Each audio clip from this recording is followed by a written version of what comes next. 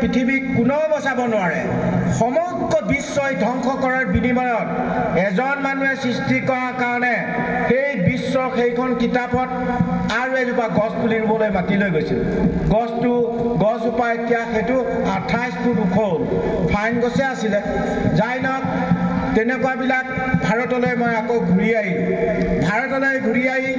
ভাৰতৰ বিভিন্ন school college ইউনিভাৰ্চিটিবিলাকত গৈ মই দেখিছোঁ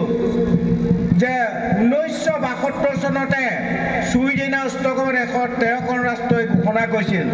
তেতিয়াই জলবায়ু পৰিৱৰ্তন হৈছে ভাৰতবৰ্ষত 1973 চনত পাঠ্যক্ৰমত সোমাই ল'লে 1974 চনৰ পৰা বিশ্ব পৰিৱেশ দিৱস পালন 5 জুনটোত ভাৰতৰ বিভিন্ন স্কুল কলেজত মই গৈ দেখিছোঁ একেটা গাঁততে বিশ্ব পৰিৱেশ দিৱস পালন কৰে গছ এজোপাও নাই ভাৰতীয় শিক্ষাটো এনেকুৱা নেকি ডাঙৰবোৰে গছ কাটে সৰু ল'ৰা ছোৱালীক গছ পুলিবোৰ উঘালি জান মৰা সেই দিনাৰ পৰা যদি উঘালিও নিদিলেহেঁতেন একে জেগাত থকা হ'লে ইমান গোলকীয় উষ্ণতাৰ ৰূপ ধাৰণ নকৰিলে সেয়ে শিক্ষাক অগ্ৰাধিকাৰ দি এনভাইৰনমেণ্টেল সায়েন্স পৰিৱেশ বিজ্ঞান LP স্কুলৰ পৰা দিব লাগিব পৰিৱেশ শিক্ষক দিব লাগিব পৰিৱেশ ইউনিভাৰ্চিটি দিব লাগিব যেতিয়া এটা ল'ৰাই LP স্কুলত নাম লগাব এজোপা গছ ৰুব সি প্ৰেক্টিকেলি 5 বছৰত ডাঙৰ কৰিব লাগিব তাৰ অক্সিজেনটো সি নিজে ল'ব পিছৰ 5 বছৰত আৰু এজোপা ৰুব বিশ্ববাসীক দিব তেতিয়া ভাৰতেই নালাগে পৃথিৱীত কিমান ল'ৰা ছোৱালীয়ে বছৰি এডমিশ্যন লয় 1 বছৰত কিমান হ'ব 2 বছৰত কিমান হ'ব 3 বছৰত কিমান হ'ব 4 বছৰত 5 বছৰত অল ওভাৰ ৱৰ্ল্ড গ্ৰীণ হৈ যাব সেইখিনি ল'ৰা ছোৱালীয়ে নতুন পৃথিৱী ইহঁতে ৰোৱা গছ কোনোদিন কাটিব নিদিব ইহঁতৰ গছৰ ওপৰত পৰা চৰাই মাৰিব নিদিব ইহঁতৰ গছৰ তলত থকা জীৱ জন্তু মাৰিব নিদিব সেই আদিম যুগৰ পৰা সংৰক্ষণ নকৰা তাহাঁতে পাৰিব আনে নোৱাৰে যাই নহওক আমাৰ দেশ আমাৰ ৰাজ্যত বহুত দুখ কষ্ট অতিবাহিত হ'লেও বিশ্বৰ ভিতৰত জনসংখ্যা বেছি হ'লেও বেলেঞ্চটো থকাৰ কাৰণে ভাৰতৰ 140 কোটি মানুহক বেয়া পাব নাজানো আৰু 140 কোটি মানুহৰ আশীৰ্বাদ আছে গ্ৰীণ ইণ্ডিয়া কৰা সেউজীয়া ভাৰত কৰা সেইটো মোৰ উদ্দেশ্য আছে কাৰণে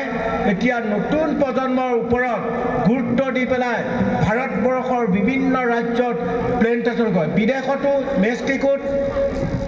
10 বছৰ ভিসা আছে 8 লাখ হেক্টৰ লোৱা আছে তাত মাটি তাত এতিয়া প্লেণ্টেশ্যন কৰিলা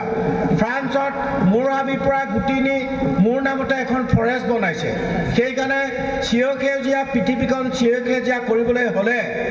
আপোনালোকক বিশ্বৰ 800 কোটি মানুহক এটাই অনুৰোধ কৰিছোঁ আপোনালোক একো কৰিব নালাগে প্ৰকৃতিক ভাল পাবলৈ শিকক যে পৃথিৱীৰ ভাৰসাম্যটো ঘূৰি আহিব নহ'লে নহ'ব আৰু মেইন উদ্দেশ্যটো সেইটোৱে বিশ্ববাসীয়ে সেইটো কৰিলে শান্তি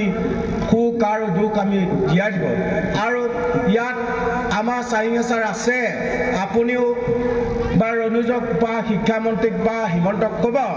যে এতিয়া গৰম বন্ধটো উঠাই প্ৰকৃতিৰ লগত সম্বন্ধ ৰাখি গৰম বন্ধ দিব লাগিব যোৱা বছৰ লখিমপুৰতে 5টা ল'ৰা ছোৱালী মৰিলে স্কুললৈ যাওঁতে যেতিয়া গৰম বন্ধ দিয়ে কম্বল লৈ শুব লাগে আৰু আগষ্ট ছেপ্টেম্বৰত প্ৰখৰ ৰ'দত স্কুললৈ যাওঁতে সেইনে ছাত্ৰ ছাত্ৰীক লৈ পাখা খেলিব নালাগে মোবাইলত দিব টিভিত দিব যিহেতু জানো অহা বছৰলৈ ভাৰতবৰ্ষত আমাৰ অসমত বিশেষকৈ উত্তৰ পূৰ্বাঞ্চলত 52 ডিগ্ৰী হ'ব তেতিয়া আমি জীয়াই থাকিম নে না সেইবিলাক এতিয়া প্ৰকৃতিৰ লগত সম্বন্ধ ৰাখি যিকোনো কামবিলাক আগবঢ়ালে ভাল হ'ব বুলি ভাবোঁ আৰু জংকি পানৈ ইয়াত যিটো কলাক্ষেত্ৰ বনাবলৈ দশেৰাখন বনাওঁতে যাতে শুদ্ধকৈ বনায় কাৰণ অশুদ্ধ হৈ আজি মাজুলীক বিশ্ব ঐতিহ্যমণ্ডিত ঘোষণা বিশ্বৰ দৰবাৰত আজি আমি কলাক্ষেত্ৰ বনাই ভাৰত চৰকাৰৰ পৰা ল'ব লাগিব ভাৰত চৰকাৰৰ পৰা ল'লে শুদ্ধ তথ্যটো উদ্ঘাটন কৰি কলাক্ষেত্ৰ যদি অনুমোদন দিয়ে সেইটো আগলৈ আকৌ বিশ্ব ঐতিহ্যমণ্ডিত ঘোষণা কৰিবলৈ হ'লে সেই দফাবিলাক শুদ্ধ হ'লে ৰাষ্ট্ৰসংঘত দিব পাৰে অন্যথাই দিব নোৱাৰে সেইকাৰণে আশা ৰাখিছোঁ দশেৰাবোৰ বনাওঁতে সেই ক্ষেত্ৰত কোনবোৰ মানুহ এনভলভ থাকে সেইবিলাকক মাতি বনালে মানে এই সোৱণশিৰি জংকি পানে কলাক্ষেত্ৰটো খুব সুন্দৰ হ'ব বুলি মই ভাবোঁ যিহেতু পৰিৱেশটো বৰ ভাল আৰু গছ গছনি ফুৰিব সেইকাৰণে আমাৰ ছাত্ৰ ছাত্ৰী কণা মিউকুলগা জংকি পানে মিয়াঙাৰাণৰ পৰা ভাল পোৱা পুৰি হৈছিল ইচেম্বাই যোৰহাট নগৰত স্কুলত গৈ পঢ়োৱা নাছিলে ৰুমিয়াঙাৰাতে দুংগেনা প্ৰকৃতিৰ লগত থাকি ভাল পাতৰ প্ৰকৃতিৰ পৰাই শিকিছিল তাহাঁতে সেইকাৰণে তেওঁলোকে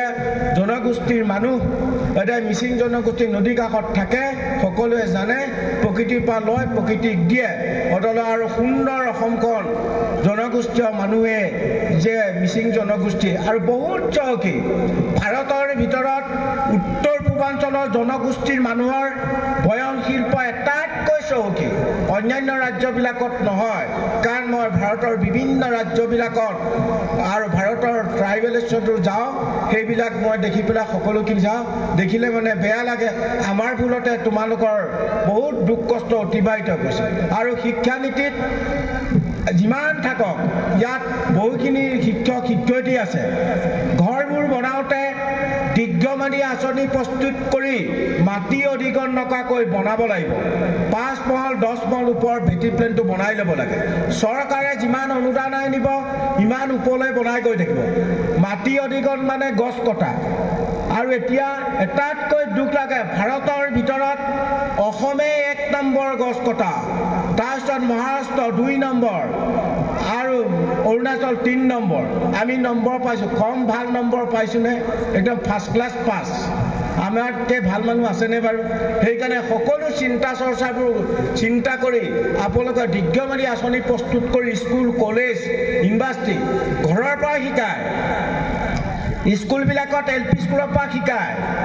যে